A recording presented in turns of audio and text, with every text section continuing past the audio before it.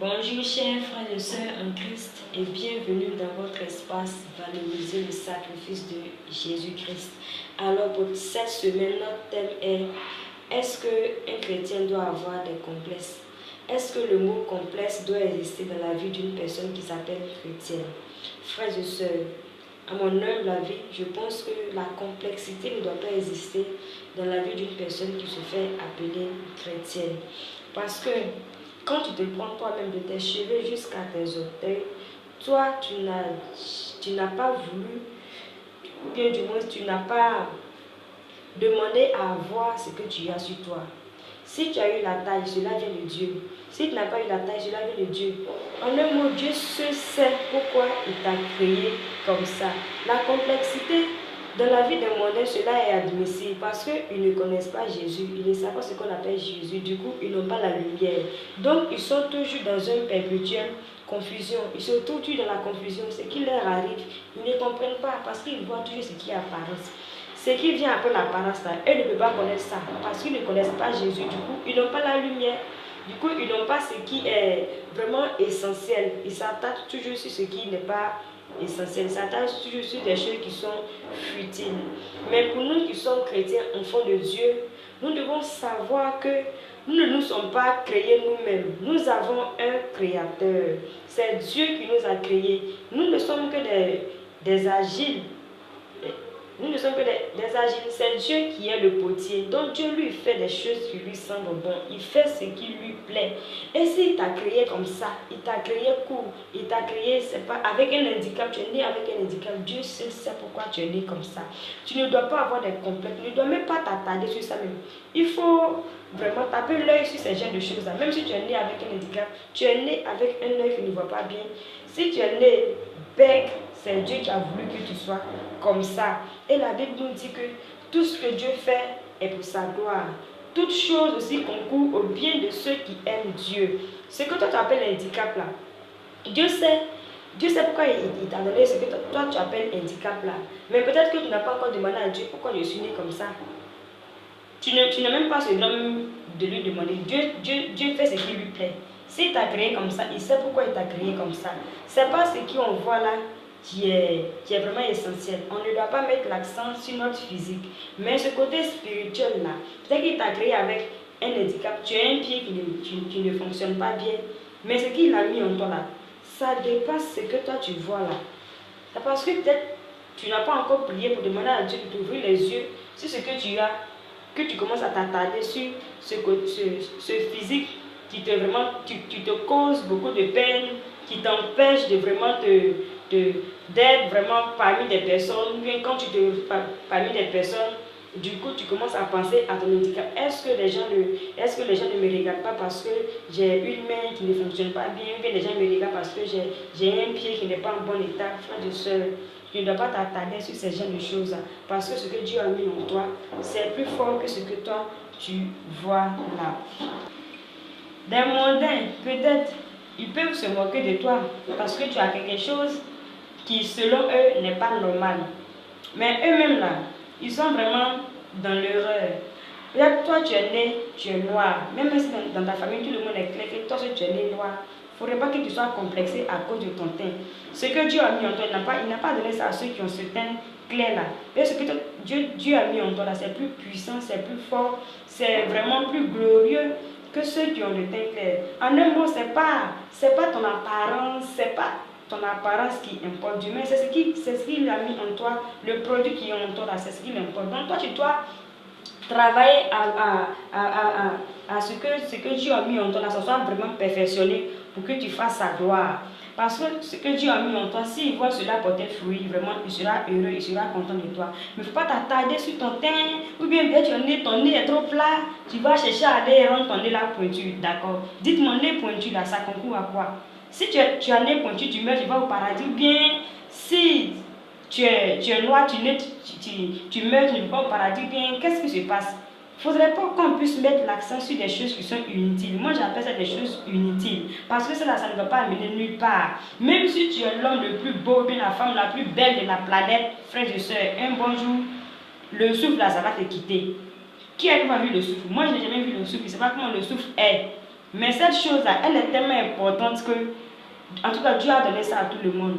Que tu sois vilain, que tu sois joli, que tu sois grand de taille, que tu sois mince, que tu sois gros, que tu sois clair, jaune ou bien marron, vraiment le souffle, Dieu a donné ça à tout le monde. C'est ce qui est en nous là qui est le plus important. Ce n'est pas notre taille, notre forme. Parce qu'on prend tellement, on s'attaque tellement sur ce qui est vraiment apparent que finalement, on dépasse l'essentiel. Dès que Dieu a mis une grâce en toi, même si tu es vraiment, tu es bancal, que tu passes, tout le monde te regarde, les gens se moquent de toi. Donc toi aussi là, ils veulent t'emmener à négliger ce que Dieu a mis en toi. La raison pour laquelle souvent le diable va venir dire que toi, quand tu vois tes camarades, même là, les pieds sont travaillés, pour toi est bancal. Il ne faut même pas croire à ça. Ton pied bancal là, c'est parce que ce qui est en toi là, c'est plus fort, c'est plus puissant que tu es né bancal. Donc toi, demande à Dieu que ce qu'il a mis en toi là, qu'il puisse faire vraiment, qu'il puisse travailler ça, qu'ils puissent vraiment faire valoir cela, afin que ceux-mêmes qui se disent qu'ils ont le pied droit, c'est pas si le pied droit là, quand tu as le pied droit, c'est pas si tu vas, je sais pas, tu travailles bien, si tu n'as pas le pied droit, tu ne peux pas travailler, je ne sais pas pourquoi. Je ne sais pas pourquoi les gens s'attardent sur ces choses vraiment qui sont futiles à mon humble avis. Donc toi, chrétien, tu ne dois pas suivre ces genres de personnes-là, tu ne dois pas les écouter, afin de peur qu'ils ne t'entraînent dans leur médiocrité. Il faut vraiment travailler à ce que Dieu même puisse faire de toi ce qu'il désire que tu sois.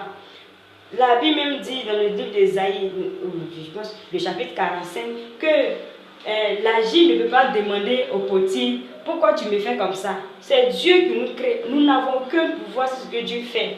Et puis nous n'avons pas de mots à dire sur ce que Dieu fait. Si Dieu t'a fait, tu as un gros nez, Dieu sait pourquoi tu as un gros nez. Il ne faut même pas chercher à savoir. Il ne faut même pas chercher à aller réduire ton nez qui est gros là. Il faut laisser ton nez qui est gros là comme ça. C'est dans ce gros nez là que Dieu te reconnaît. Tu te distingues par ton gros nez là. Parce que c'est ton origine même qui est là. C'est Dieu même en te faisant là, quand il a mis ce gros nez là pour qu'à travers ce gros nez, tu puisses te distinguer de ceux qui n'ont pas de gros nez. Il te reconnaît en ton gros nez. Maintenant, toi, tu dois réduire ton nez, tu n'es plus naturel. Tu deviens vraiment artificiel. Parce que ce que Dieu a mis en toi, tu vas changer ça. En un mot, Dieu s'est trompé sur ta personne. Il n'aurait pas dû te donner un gros nez, il n'aurait pas dû te donner un teint noir. Il s'est trompé sur ta personne. Donc, toi, tu t'en vas travailler à vraiment tout changer sur toi. Demain, si tu meurs, que tu vas chez Dieu, que Dieu dit qu'il ne te reconnaît pas, tu vas dire Dieu n'est pas bon. Il est bon, mais c'est toi-même. C'est toi-même qui as fait que peut-être Dieu va changer ta vie sur ta personne. Parce que même si tu es l'homme le plus vilain de la planète, c'est pas grave. Regardez un peu, je prends des exemples d'un américain, physicien américain, je crois, Stephen Hawking. C'est quelqu'un, c'est vrai, il n'est pas né malade, mais après quelques années, il est tombé malade. Il était dans un fauteuil roulant, il était vraiment bizarre. Il n'arrivait même plus à parler, il n'arrivait même pas à marcher, il ne peut même pas se mouvoir. Mais ce qui est en lui là, tellement que c'était puissant, tellement c'était fort, les Américains ont travaillé à le maintenir vraiment en vie. En tout cas, c'est pas eux qui détenaient son souffle de vie, mais ils ont fait en sorte que sa durée de vie là puisse vraiment un peu s'éloigner. Parce qu'avec l'état qu'il avait là, si il n'y avait pas les moyens qui étaient mis à sa disposition, il allait vite mourir. Mais comme ils ont su que c'est un génie sur terre qui est là, comme ils ont su qu'il était intelligent, Dieu a mis quelque chose de puissant, de fort en lui, vraiment ils ont mis tout à sa disposition pour que vraiment il puisse vraiment donner à l'humanité ce que Dieu lui avait donné comme grâce là. Donc imaginez un peu, ça veut dire quoi? En un mot, ce n'est pas ton apparence là qui importe, mais c'est ce qui est en toi là, c'est ce que les hommes veulent savoir. Qu'est-ce qui est en toi? Qu'est-ce que tu peux apporter à l'humanité? Tu es venu sur la terre là, ce que Dieu a mis en toi là. Il faut mettre ça à la disposition des autres. Même si tu n'as pas de pied, tu es dans un fauteuil roulant, mais ce qui est en toi là, si c'est fort là, ceux qui ont des pieds là, ils vont venir te soulever pour que tu puisses leur donner ce que tu as, pour que cela aussi puisse les servir, pour que cela puisse les amener vraiment à changer le monde, pour que cela puisse les amener vraiment à transformer ce qu'ils n'arrivaient pas à transformer, pour que vraiment tu puisses impacter ton monde. Mais si tu n'as pas appris à savoir que c'est ce qui est en toi qui est plus important que ce qui est apparent, tu vas dépasser l'essentiel. Au lieu de Stephen Hawking, cet américain-là, il est décédé. Mais les gens parlent, en tout cas, les gens parlent de lui, les gens regrettent même le fait qu'il soit mort. Ce qu'il arrivait vraiment à donner là, ceux-mêmes qui avaient les pieds sur, il avait tous leurs membres en bon état, ils n'arrivaient pas à savoir ça. Et il faisait des grandes conférences. Partout on dit Stéphane Hawkins s'en fait une grande conférence, vraiment les gens partaient là-bas, tout le monde accourait. Parce que c'était quelqu'un qui avait quelque chose, Dieu a mis quelque chose de puissant en lui. Malgré son état, son apparence n'était pas vraiment normale. Il avait quelque chose de grand en lui. Il parlait même par télépathie. C'est-à-dire, quand il réfléchit là, ce qu'il veut dire là, ça sortait sur les écrans. C'est à travers ça que les gens puissent vraiment, les gens arrivaient à lire vraiment ce qu'il veut dire, qu'est-ce qu'il veut penser, quelle est sa pensée. Il n'arrivait même pas à ouvrir sa bouche même pour parler. Mais ce qu'il réfléchissait là, les blancs ils ont trouvé des formules pour que ce qu'il vraiment il réfléchit là, ça puisse sortir sur des écrans. Regardez un peu. Ça veut dire quoi? Ce n'est pas notre apparence qui doit conditionner notre aide sur la terre.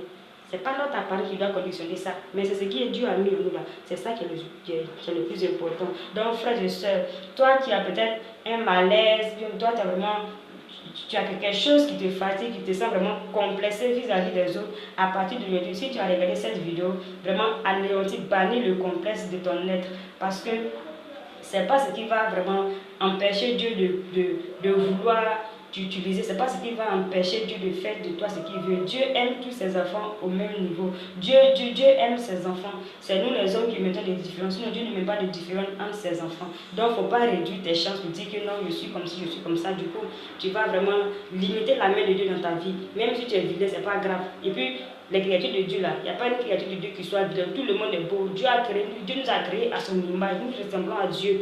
Si toi tu dis à une personne qu'elle est vilaine, c'est que c'est Dieu qui insulte. Parce que je suis né, tu as créé à l'image de Dieu. Donc si je suis vilain, c'est que c'est en un mot, c'est Dieu que tu veux insulter. Donc vraiment, bannissons le complexe de notre être. Étant chrétien, la complexité ne doit pas avoir sa place dans notre vie. Voici un peu ce que j'ai à dire sur ce qui concerne le thème complexité. Merci vraiment d'avoir écouté cette vidéo. Que Dieu nous bénisse.